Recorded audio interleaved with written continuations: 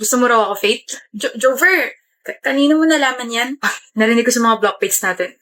So, gusto mo talaga ako? Oo, hindi ba pwede? May girlfriend ka ba? Wala akong girlfriend pero I'm not yet healed, so I don't want to commit sa isang bagay ko alam ko hindi pa ako po. It's fine. Maghihintay ako hanggat kaya ko. I mean, I waited for us to have a conversation for like a year. Ano ba naman yung maghintay ulit ako, diba? Na mag-heal ka from your ex. I don't want you to expect anything.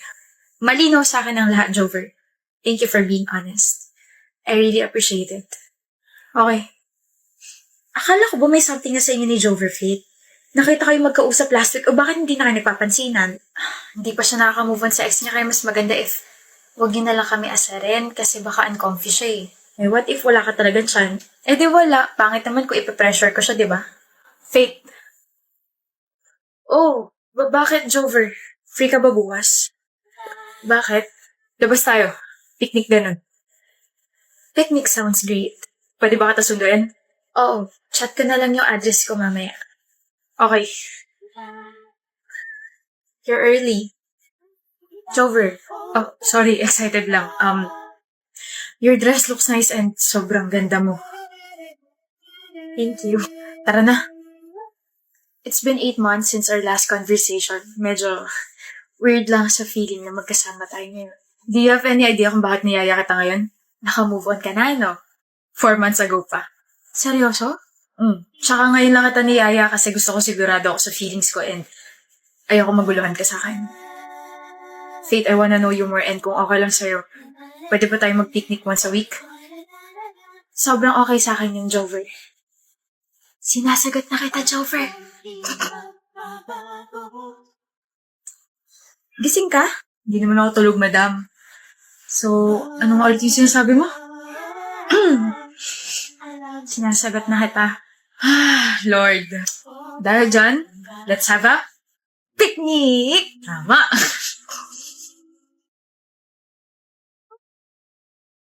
Hello po, tita. Iha yung anak ko. Bakit po? Ano po nangyari kay Jover? Papunta na po siya rito sa bahay namin. Sinaksak ang anak ko. Pinatay siya. Po? What's wrong, love? Jover. Love. Wala. Nightmare lang. Kala ko naman kung ano nangyari sa'yo. Go back to sleep. Tatabihan kita maya-maya lang.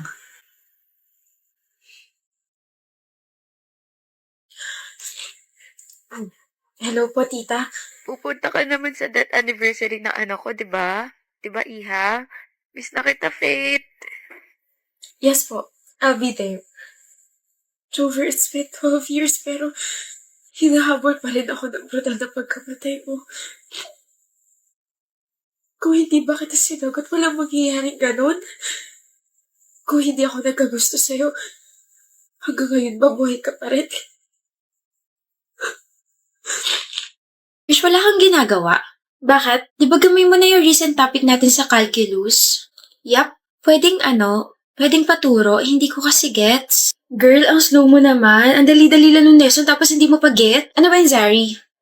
Calculus, yung recent lesson natin. Hindi mo gets? Hindi. Ako gets ko. Talaga?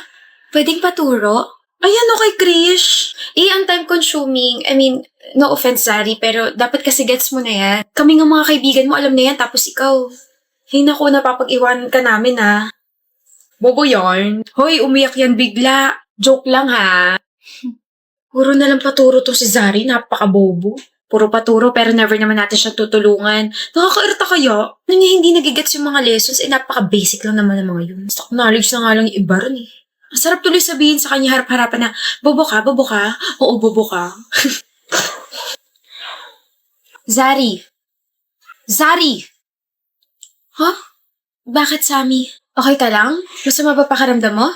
Yeah, I'm okay. Di yan okay. Vern, halata namang hindi ka okay. Ano ba problema mo? Oo nga, kanina ka pa nakatulala dyan sa binabasa mo eh. Hindi niya gets yung lesson. Gets ko. Di mo nga gets yung feelings ko para sa'yo, yung lesson pa kaya. Hindi mo gets, umamin ka na. Kanina pa kita inaobserbahan. Kamot ka ng kamot dyan sa Naomi, wala namang gumagapang na kuto. Hindi mo gets yung lesson, Zari? Alin dyan? Okay lang? Hindi. Hindi okay na magsinungaling ka? Alin dyan yung hindi mo gets? Tutulungan ka namin, Sammy. Naiiyak ka ba? Hindi. Sabing hindi nga okay magsinungaling eh. Akala ko kasi imomock niyo ako. What? Akala ko kasi sasabihin niyo na slow ako, na nabobo ako kasi hindi ko gets yung lesson. Zari, are you kidding me? Kapag may hindi naman kami gets na ibang lessons, nandyan ka kaagad para turuan kami. No judgment at all. So bakit naman namin sasabihin yun? Bakit ka naman namin imomock? We do understand kung gaano kahirap mag-aral. Walang madaling lesson. Zari, mga kaibigan mo kami. Cringe man pakinggan pero ang magkakaibigan nagtutulungan at hindi nagbababaan. There's no competition between us. Healthy competition, yes. Pero not to the point na magiging insensitive kami sa side mo. May competition sa amin.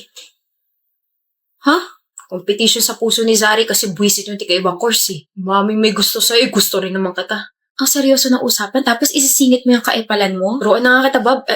Zari, turuan na rin kita kung paano ka aamin sa akin. Gusto rin naman kita. Gusto ko na rin matutunan tong lesson natin. Pag-untugin ko kaya kayong dalawa, no? Maghiwalay nga kayo, ako magtuturo sa'yo, Zari. Mamimiss kita, Zari. Wow, isang tao lang naman yung pagitan nyo. Kita mo tong ballpen na hawak ko, Vern? Bibili na lang ako ng snacks natin. Bye, Zari. Mamimiss kita.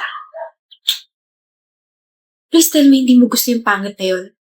Gusto ko siya, Sammy. Bagay nga kayo. Pares kayo may topak. Hoy, Jessie. Thank you for calling me. How may I help you? Oh. I found your ID sa my field. Here you go. Wait, crush. Ilalagay ko muna sa calendar ko na pinansin mo ako ngayon. I said I found your ID. You found my ID? Yep, here. No, crush. You found me and then I found you. Okay ka lang? I'm not Jessie J, but I think you're now my flashlight. Light? Pero pwede din naman ako maging si Jessie Saragosa. Kasi parang di ko yata kaya pag sa buhay ko wala ka. Jessie Saragosa yun, di ba? Nauntog ka na naman ba? O ano-ano naman pinagsasabi mo? Sinusungitan mo na naman ako, kawawa naman ako. Paalog ka nga sa kaibigan mo para tumino ka naman. Matino ako! Sorry. Na-offend ba kita? Matino ako pero kapag kaharap kita ako ay nawawala sa sarili. Parang, Christian? Ganon. Ewan ko sa'yo. Alam mo, Christian, kapag ako tumigil sa pangungulit, huyo ka na sa akin. Halata namang ako lang ang nagbibigay sa'yo ng makulay na buhay na parang gulay. No, Jessie. Kapag ikaw hindi ko pinansin, baka umiyak ka. Gustong-gusto mo pa naman ako. Ang yabang ha?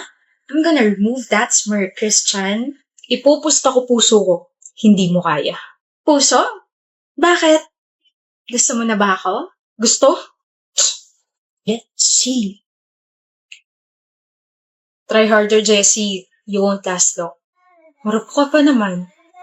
Papansinin mo rin ako.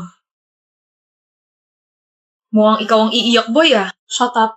Pangalawang araw pa lang. Matirang matibay, di ba?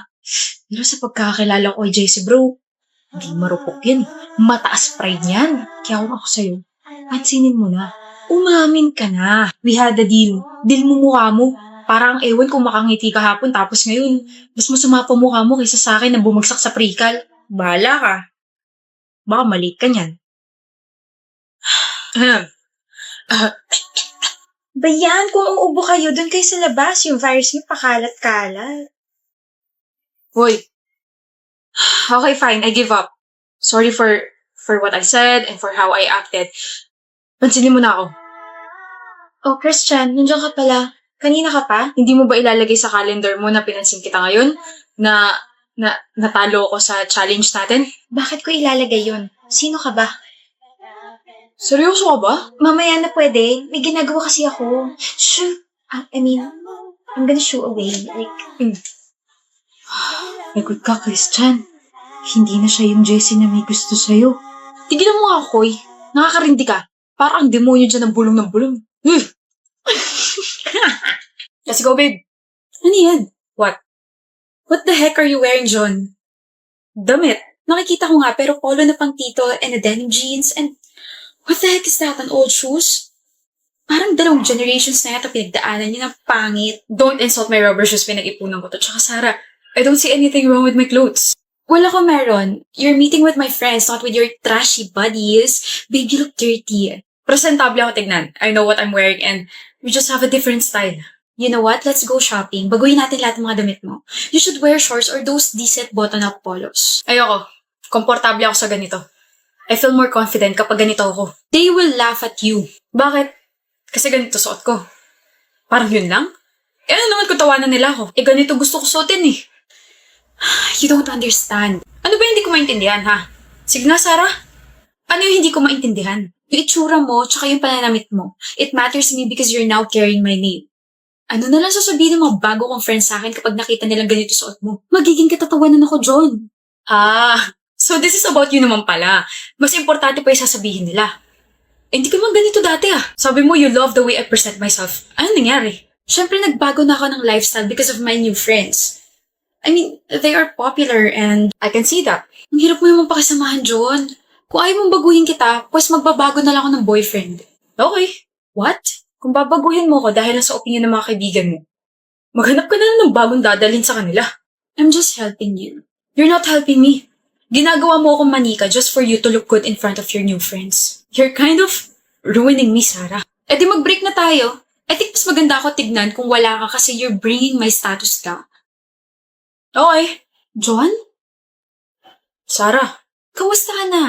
5 years na lumilipas pero ganyan ka pa rin manamit. You still look dirty. My gosh, you haven't changed a bit. Napapag-iwanan ka na yata ng panahon. Pero ako hindi ko siya iiwan. Excuse me? Hi, I'm Ayla. John's fiancé. Finally, na-meet din kita, Sarah. Oh, sorry. Kilala kita kasi nakwento ka sa akin ni John before. so? So, hindi niya kailangan ng opinion mo. Shut up. No, you shut up. Ikaw yata hindi nagbago, miss. Talim mo pa rin magsalita. Bakit? Importante pa rin ba yung sasabihin ng mga friends mo kapag nalaman nilang ganito pa rin ang style ng fiancé ko? Ng ex mo? John, Oh, don't ask for his help. Di ka niya tutulungan. Well, kapag ex na, bawal na magmakapal ang mukha. You know, Sarah, I'm sorry pero I'm very happy na nakapaghiwalay ka sa kanya. Kasi I get to see him every single day and appreciate John for just being himself. Kaya umalis ka na dahil ang sakit mo sa mata. whatever. Whatever.